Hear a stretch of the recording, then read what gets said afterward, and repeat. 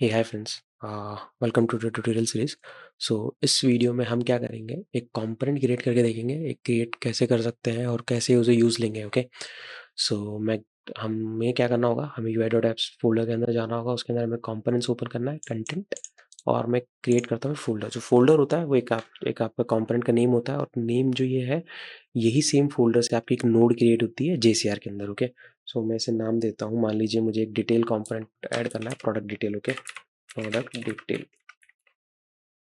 ठीक है, मैंने ये बना लिया, प्रोडक्ट डिटेल कंपोनेंट बना लिया। और इसके अंदर मुझे क्या करना होगा, अब ये फ़ोल्डर क्या है, क्या नहीं है, इसकी कोई डिटेल नहीं है। सो आपको क्या करना होता है, किसी भी पर्टिकुलर, आप जब भी कोई फ़ोल्डर बनाते हैं या नोड बनाते हैं, जैसे आप एईएम में जब आप नोड बनाते हैं ना, तो उसमें तो आपको सेलेक्ट करना होता है कि ये जो नोड है किस टाइप का है।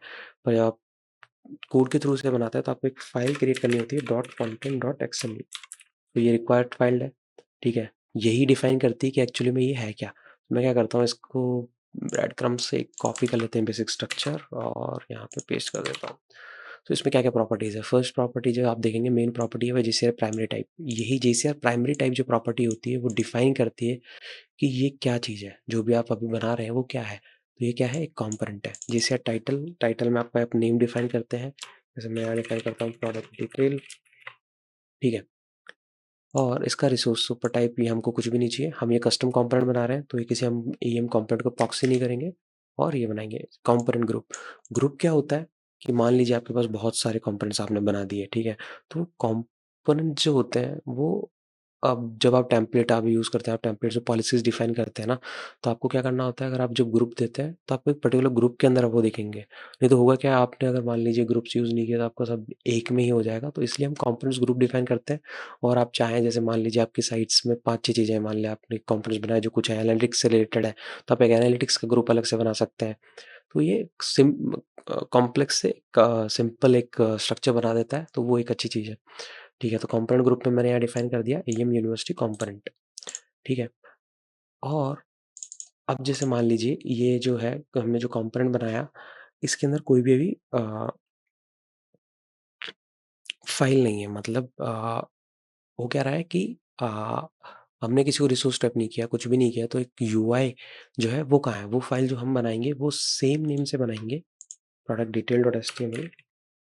तो ये जो फाइल है वो भी रिक्वायर्ड फाइल है एक तरीके से, नहीं तो आपको एईएम को पता नहीं चलेगा कि क्या हमें क्या रेंडर करना है। ओके, सो इसमें मैं क्या करता हूँ, पहला तो मैं दूँगा एक हेड टैग जो होगा एक प्रोडक्ट टाइटल, और एक मैं क्या करता हूँ,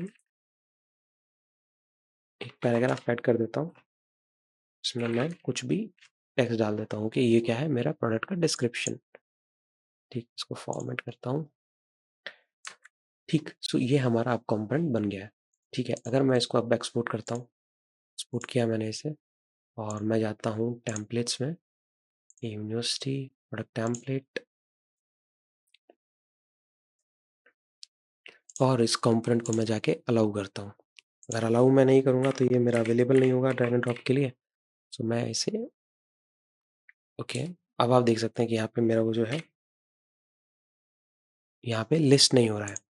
तो एक्चुअली में होता क्या है, जब भी आप कंपोनेंट एक बना रहे हैं, ठीक है, जिसके अंदर कोई डायलॉग आप फ़ील्ड डिफाइन नहीं करते हैं, तो एक फ़ाइल होती है cqedit.config.xml, मतलब आपको एडिट कॉन्फ़िगरेशंस डिफाइन करना मैंडेटरी होता है अगर आप डायलॉग बॉक्स नहीं बना रहे हैं।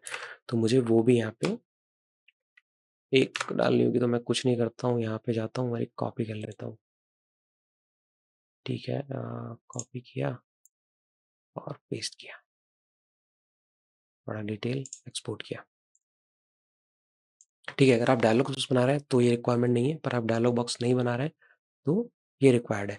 सो ये एक्चुअली में फ़ाइल होती क्या है, ये भी मैं आपको बता देता हूँ कि सीक्यू एडिट कॉन्फ़िग होती है। इसके अंदर से आप लिसनर्स और कुछ और भी एडिशनल चीज़ें डिफ़ाइन कर सकते हैं।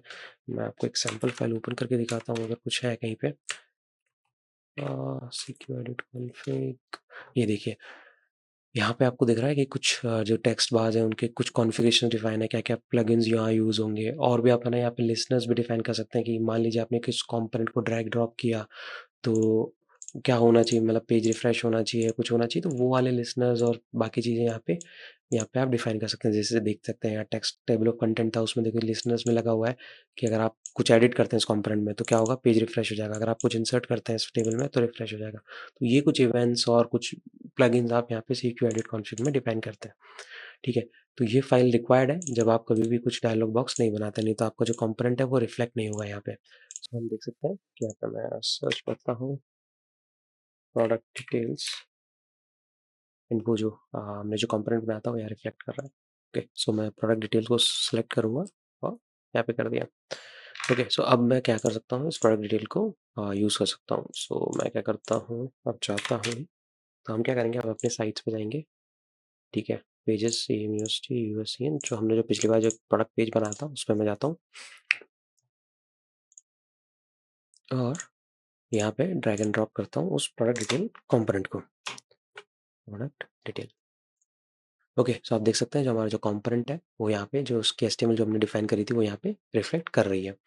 और इसके अलावा हम क्या कर सकते हैं कि मान लीजिए आपको है ना, आप क्लिक करके भी नहीं, आप ड्रैग एंड ड्रॉप भी कर सकते हैं किसी कंपोनेंट्स को। जैसे यहाँ पे देखिए प्रोडक्ट डिटेल कंपोनेंट है, मैं यहाँ पे ऐड कर सकता हूँ। ठीक, पर होता क्या है कि जैसे आपने ये क्या, ये तो क्या हो गया, एक रिजिड कंपोनेंट हो गया।